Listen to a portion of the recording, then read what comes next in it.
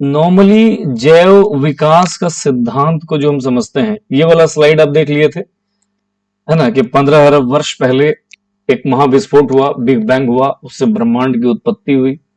4.6 अरब वर्ष पहले सौर मंडल का निर्माण हुआ, यानी पृथ्वी का निर्माण हुआ। 3 अरब वर्ष पहले कोशिकाओं का निर्माण हुआ है। ठीक है, कोशिकाओं में भी प्रोकैरियोटिक, जो अल्प विकसित कोशिकाएं हैं वो पहले बने, और उसके बाद पूर्ण विकसित कोशिका यानी यूकैरियोटिक कोशिकाओं का निर्माण हुआ। 150 करोड़ वर्ष पहले तक यहाँ डायनासोर हुआ करते थे, और लगभग 60 लाख वर्ष पहले यहाँ मनुष्य आपको दिखाई दिए। ये जैव विकास से रिलेटेड कुछ तथ्य थे। यहां करके मैंने आपको छोड़ा था कल के क्लास को, हमने आपको बताया ये रासायनिक विकास की गाथा क्या थी क्या नहीं थी, वो आपने देख लिया है। पहले साधारण अणु बने, उसके बाद ऑर्गेनिक कंपाउंड बने, उसके बाद अपना जटिल कार्बनिक यौगिक बने यानी कॉम्प्लेक्स ऑर्गेनिक कंपाउंड बने, और उसके बाद अणुओं की क्रियाशीलता यानी एक तरीके से क्रियाशील रिएक्ट होने लगे एक दूसरे से, बहुत तेजी से चीजें रिएक्ट होकर के कुछ नई नई चीजें बनने लगी। ये केमिकल डेवलपमेंट की एक कहानी। जैव विकास का अगर थियोरी देखें तो मूल रूप से इसमें दो ही दिखाया गया, 3 थियोरी इसमें आपको पढ़ना होता है। एक थियोरी को म्यूटेशन थियोरी कहते हैं। क्या कहते हो? म्यूटेशन थियोरी, जिसको उत्परिवर्तन का सिद्धांत कहते हैं, है ना, उत्परिवर्तन का सिद्धांत कहते हैं। और कुल मिलाकर के इस तरीके से 3 थियोरीज पर प्रश्न अक्सर देखे गए हैं, है ना, तो थोड़ा सा इसमें आपको ध्यान रखना है। हमने ये इसको उपार्जित लक्षणों का जो वंशानुक्रम सिद्धांत है, इसको कहा जाता है लेमार्कवाद, लेमार्किज्म इसको कहते हैं। एक्चुअली एक जीन बैप्टिस्टे डी लेमार्क नाम के एक वैज्ञानिक हैं, फ्रांस के जीव वैज्ञानिक रहे हैं लेमार्क। ठीक है, इन फ्रांस के जीव वैज्ञानिक जो है, इन्होंने इनकी एक किताब आई, देखिए समझिए, लेमार्क साहब की एक किताब आई, उस किताब का नाम है फिलोसफी जूलॉजिक, फिलोसफी जूलॉजिक, इनकी एक किताब आई। क्या? तो फिलोसफी जूलॉजिक। इस किताब में ये 1809 में, याद रखिएगा 1809 में एक किताब आई, और इस किताब में इन्होंने ये जो पहला तर्कसंगत सिद्धांत दिया जीवों के विकास के संबंध में, और उसी सिद्धांत को आप उपार्जित लक्षणों का वंशानुक्रम सिद्धांत कहते हैं या लेमार्कवाद कहते हैं। क्या कहते हैं? लेमार्कवाद कहते हैं या फिर उपार्जित लक्षणों का सिद्धांत कहते हैं। आइए मैं आपको एक अलग से स्लाइड बना करके उसको समझाने का प्रयास करता हूं कि इसमें आखिर क्या होता है। चलिए, तो क्या पॉइंट है कि लेमार्कवाद, ये ना, हमने ये बता दिया कि ये एक फ्रांसीसी वैज्ञानिक रहे, और आपको जैसा मैंने भी बताया कि 1809 में इनका एक फिलोसफी जूलॉजिक नाम की किताब आई, फिलोसफी जूलॉजिक।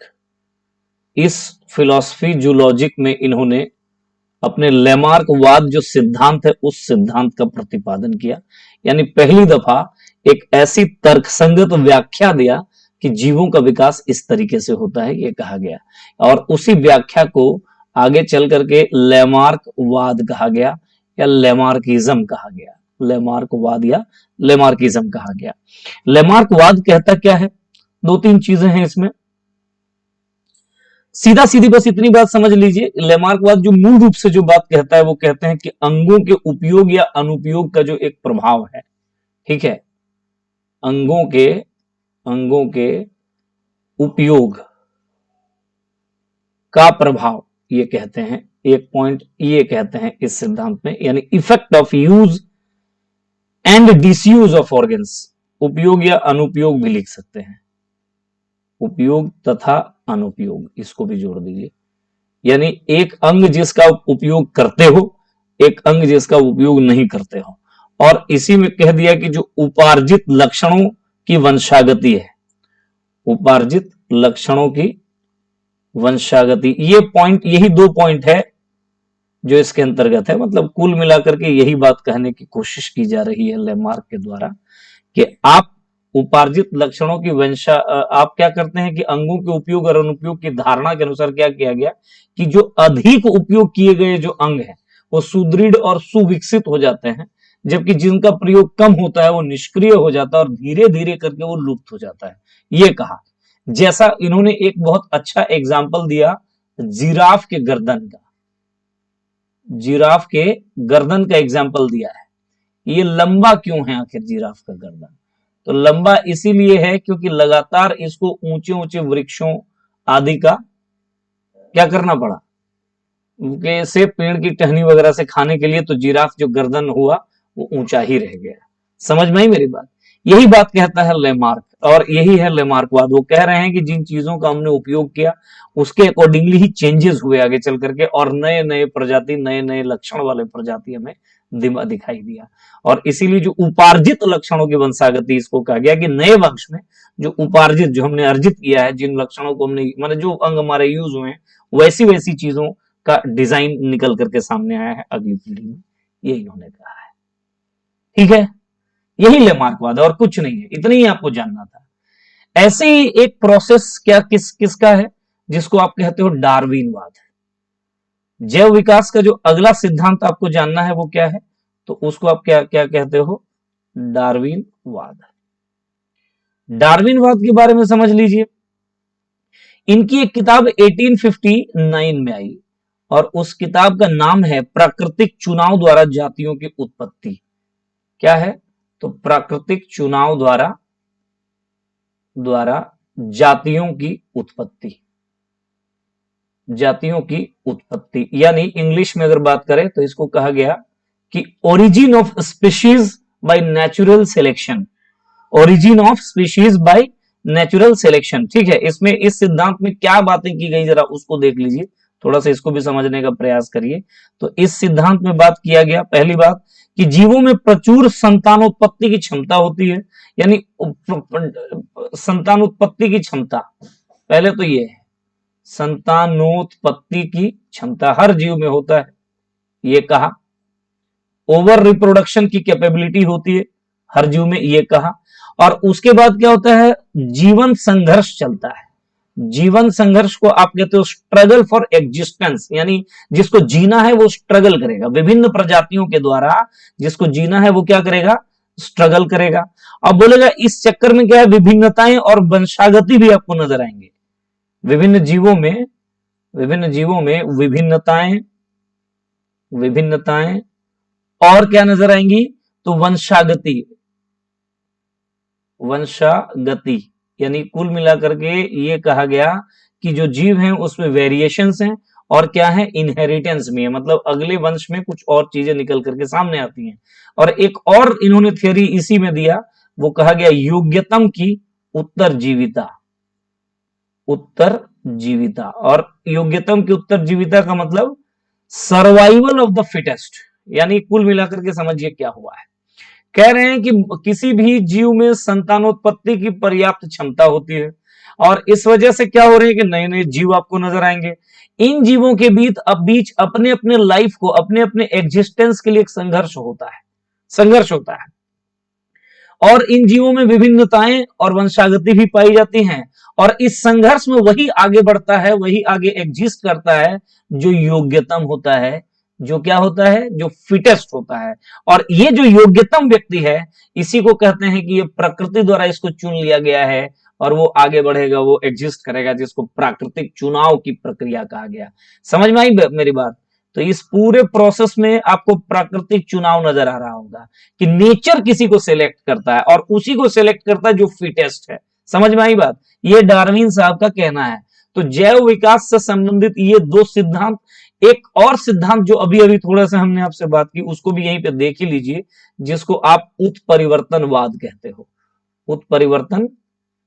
कहते हो, यानी एक तरीके से म्यूटेशन थ्योरी जिसको आप कहते हो। और उत्परिवर्तनवाद के जो वैज्ञानिक हैं, जो इनके जो प्रणेता हैं, जो प्रतिपादक हैं, उनका नाम है ह्यूगो डी ब्रीज। बहुत बार तो डायरेक्ट क्वेश्चन ये पूछा जाएगा कि लेमार्कवाद या अंगों के उपयोग तथा अनुपयोग का प्रभाव का सिद्धांत किसने दिया, या उपार्जित लक्षणों की वंशागति का सिद्धांत किसका है। डायरेक्ट ऐसे क्वेश्चंस रहेंगे तो आपको आंसर कर देना है लेमार्क। बहुत बार ऐसे क्वेश्चन डाल देंगे, प्राकृतिक चुनाव का सिद्धांत किसका है, प्राकृतिक चुनाव द्वारा जातियों की उत्पत्ति का सिद्धांत किसका है, योग्यतम की उत्तरजीविता यानी सर्वाइवल ऑफ द फिटेस्ट किसने कहा, तो डार्विन ने कहा। और एक ये भी प्रश्न पूछता है कि उत्परिवर्तनवाद किसका सिद्धांत है, उत्परिवर्तनवाद किसका सिद्धांत है, तो इसका आंसर क्या होगा, ह्यूगो डी ब्रीज। और इस सिद्धांत के अनुसार ह्यूगो डी ब्रीज कहते हैं कि नई जाति की उत्पत्ति एक ही बार में स्पष्ट और स्थायी आकस्मिक उत्परिवर्तनों के फलस्वरूप होता है।